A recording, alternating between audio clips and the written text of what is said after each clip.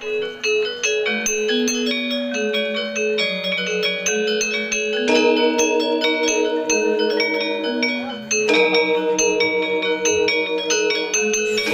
Om Swastiastu. Salah satu acara dari Panca-yatnya agama Hindu yaitu Manusa-yatnya. Dari sekian banyak acara Manusa-yatnya, dari 16 samskara dalam agama Hindu Manusa-yatnya, salah satunya adalah upacara potong gigi yang lazim disebut dengan Mopandes. Upacara potong gigi ini berdasarkan hasil dari penemuan purbakala bahwa sudah ada sejak zaman dahulu dengan ditemukannya peninggalan-peninggalan purbakala.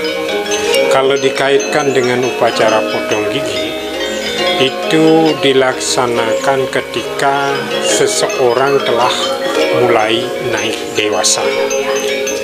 Maka yang dimaksud dewasa atau dewasa adalah orang yang sudah ditandai dengan mulainya, jika seorang perempuan mulai menstruasi, jika laki-laki itu adalah mulai adanya perubahan-perubahan suara atau bahkan dalam bahasa lainnya. Upacara potong gigi secara umum kita paham yaitu sebagai salah satu upacara proses peningkatan dewasa dari masa kanak-kanak menuju dewasa. Makna dewasa berarti memiliki sifat kedewataan. Maka untuk memiliki sifat dewata itu, unsur-unsur yang berkaitan dengan pengaruh-pengaruh kalau yang ada di dalam diri itu hendaknya dihilangkan. Karena itulah manusia mulai diadakan simbolis pelaksanaannya dengan cara melakukan Mopandes atau potong gigi. Dewasya juga, dewasya berarti ada sifat-sifat kedewataan. Yang kedua adalah dewasya juga berarti mulai pendekatan diri kepada para dewa.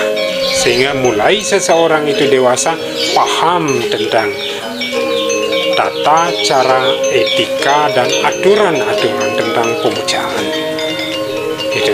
Mungkin waktu anak-anak masa bodoh atau cuek begitu saja dengan urusan-urusan kedewataan atau pemujaan, maka ketika disebut dengan dewasa, itu wajib hukumnya untuk melakukan pendekatan diri kepada dewa, karena itulah yang pelindung utama. Untuk bisa dekat dengan dewa itu, hendaknya seseorang harus penuh pengendalian diri. Salah satu simbol pelaksanaan upacara pengendalian diri itulah dengan cara Mopandes atau potong gigi. Nah, dengan potong gigi itu juga termasuk sebagai upacara penyucian yang sering disebut dengan pengendalian 1.006 musuh yang berada dalam diri kita, yang berasal dari diri kita. Karena apa? Kita sadar bahwa musuh terbesar ada di dalam diri kita, bukan karena orang lain, bukan saudara kita, bukan tetangga kita. Seperti di dalam Kekawin disebutkan, ragadi musuh mapan rihati yadongwaniu. Artinya musuh terbesar itu sebenarnya berada di dalam hati kita masing-masing. Maka itulah yang perlu dikendalikan. Nah, berkaitan dengan sumber sastra, kalau dicari sumber sastra bahwa sumber induknya untuk upacara potong gigi adalah di kitab Siwa Purana. Untuk di Bali banyak yang diketahui berkaitan dengan sumber sastra. Yang pertama ada Pujo Kalopati, yang kedua ada Kaletatwa, yang ketiga ada Lontar Semaradano, ada Lontar Sastra Prokta juga, dan juga di dalam Atharva Weda berkaitan dengan yatnya juga disebutkan. Di dalam Sarasa Muscaya, dalam Bhagavad Gita, dan dalam Agastya Parva. Yang paling sering diceritakan di Bali adalah yang terkait dengan kitab atau Lontar Kalotatu, yang seperti diceritakan di dalam Lontar Kalotatu ketika Betara Siwo berjalan-jalan mengarungi lautan atau samudra itu didampingi oleh Dewi Uma atau Parwati. Nah, dalam perjalanan, karena ya namanya di atas lautan atau di atas samudra itu tentu angin udara kencang, maka tersikaplah kain dari Dewi Uma. Ketika tersikap kain Dewi Uma itu, maka pandangan Siwa juga melirik ke kain yang tersikap. Tentu tidak kain saja yang dapat dilihat, tentu yang di dalam kain juga. Maka terlihatlah paha dari Dewi Uma itu. Dengan terlihatnya paha itu, maka muncul hawa nafsu, sehingga kemunculan itu mempengaruhi medal Kamal itu, sehingga Kamal yang medal itu jatuh di laut. Jatuhnya Kamal ini di laut dimakan oleh ikan, di dalam mitologi itu disebutkan demikian. Maka besar terus menjadi telur di ikan itu, maka lahirlah beliau, cepat cerita, lahir menjadi seorang kala. Nah, ketika beliau lahir tidak tahu siapa orang tua, siapa ayah, siapa ibu beliau, maka marahlah beliau sehingga laut itu bergoncang besar.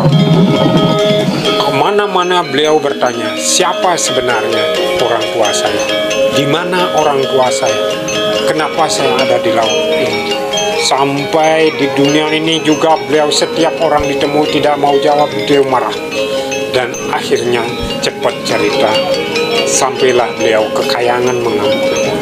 Maka semua Betara Siwa memerintahkan untuk mencegat. Bahkan antek-antek Siwa pun tidak bisa mengalahkan beliau. Akhirnya beliau ngamuk sampai membuat riuh, artinya kacau di Swarga Loka. Maka turunlah Betara Siwa. Beliau juga sempat berperang dengan beliau.